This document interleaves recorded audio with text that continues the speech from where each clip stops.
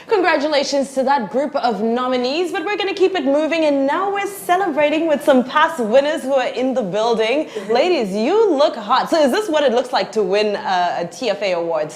Y'all make it look balling. Yeah, thank you. It's an absolute honor to have you here. Tolu's Shogun Sanya. I hope I've said that. Shogun Sanya. See, I'm Zimbabwe, you're Nigeria, so cross-culture happening, right? Yes. Yeah, exactly. Yes. And of course, Ms. Kemi Lala Akindoju. How are you doing, my darling? I'm doing very well, thank you.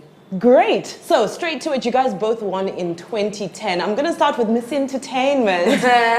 You know, the power and the value of branding and, you know, winning an award in entertainment is pretty major. Yep. What impact did this have on your career?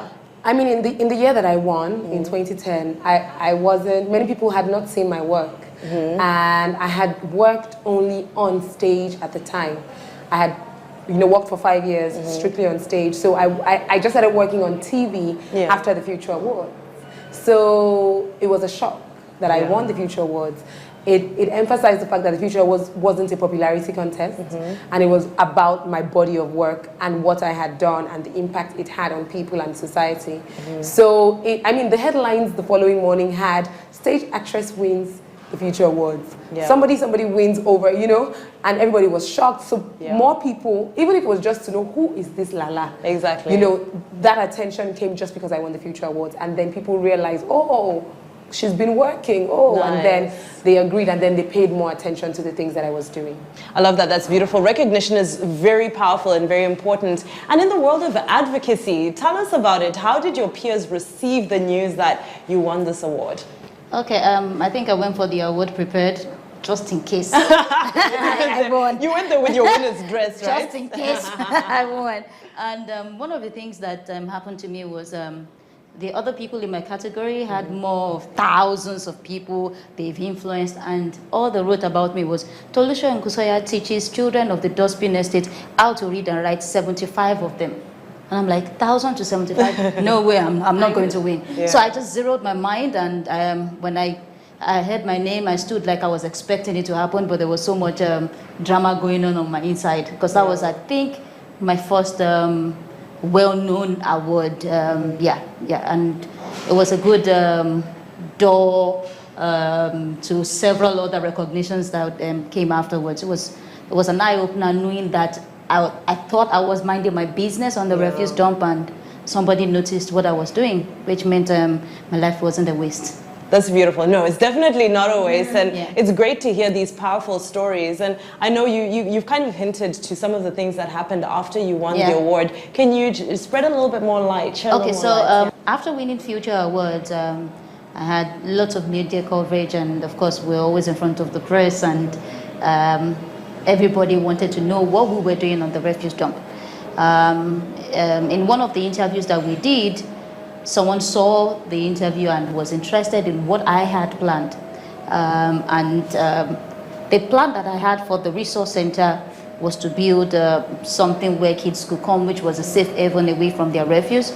And someone did a fundraising event called Worship for Change. That's Pastor Wale Adenuga, and paid for everything for 2 years, the office rent, helped us with furnishing it, the AC, everything that we needed.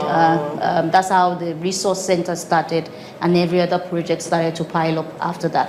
So are you still at 75? Or? No. We've increased right now to 163 registered children. Wow, that's beautiful. I love what you've mentioned. One powerful thing that you mentioned there was being prepared. Yeah. Now, a lot of these things happen and they kind of catch us unaware. So I'd like to take this over to Lala. There's, people who are trying to get noticed, people who we're going to reveal tonight who have been noticed. But how can you be prepared so that when this great thing happens and all the press happens, and how do you really make the most of this opportunity?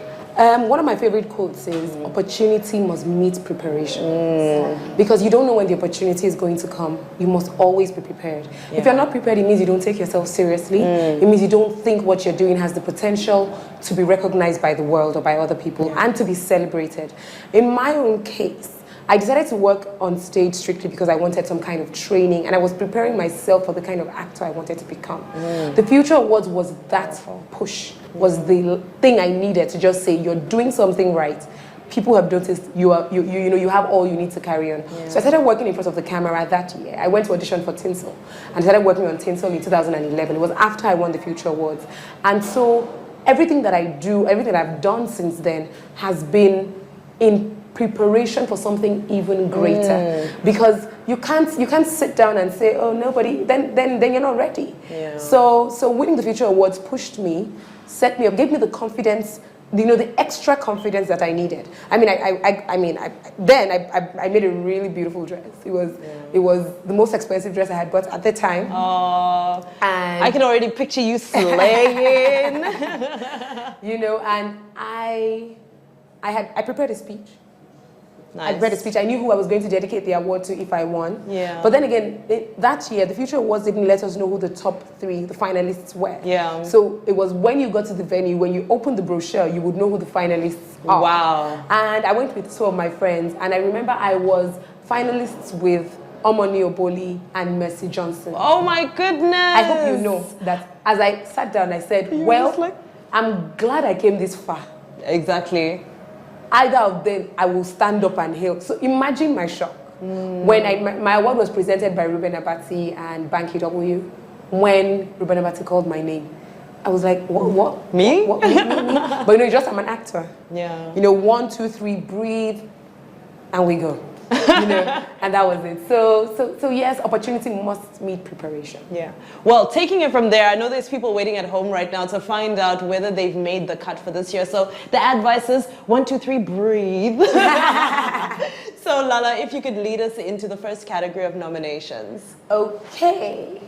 So, ladies and gentlemen, the nominees for the Future Awards Africa Prize in Entertainment 2015 are...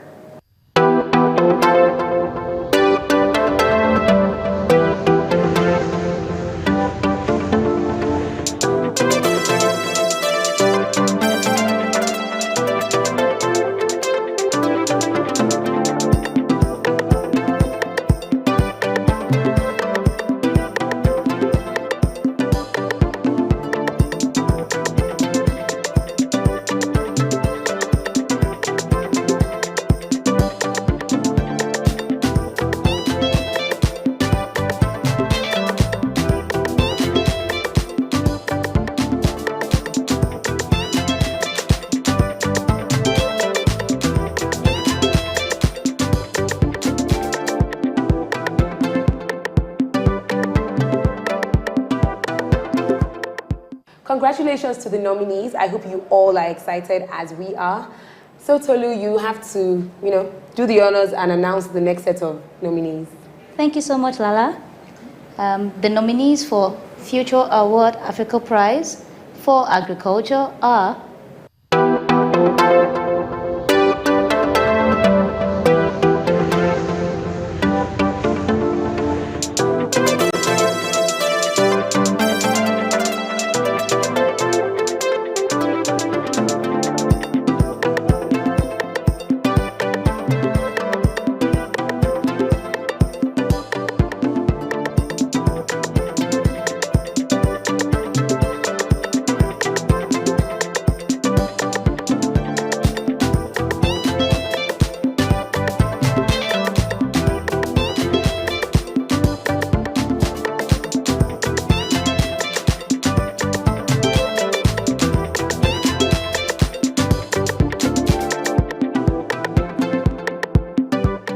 Congratulations to all of the nominees, but now it's time for that moment that we have all been waiting for. We're going into the nominees for the biggest category in the awards show. Guys, this is the Future Awards Africa Prize for the Young Person of the Year. Very coveted title. Let's find out who the lucky nominees are.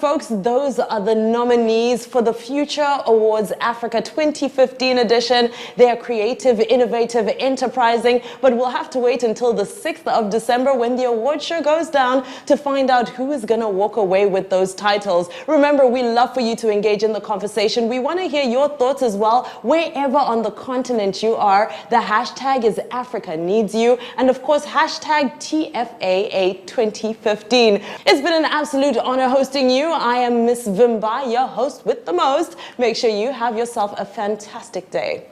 God bless.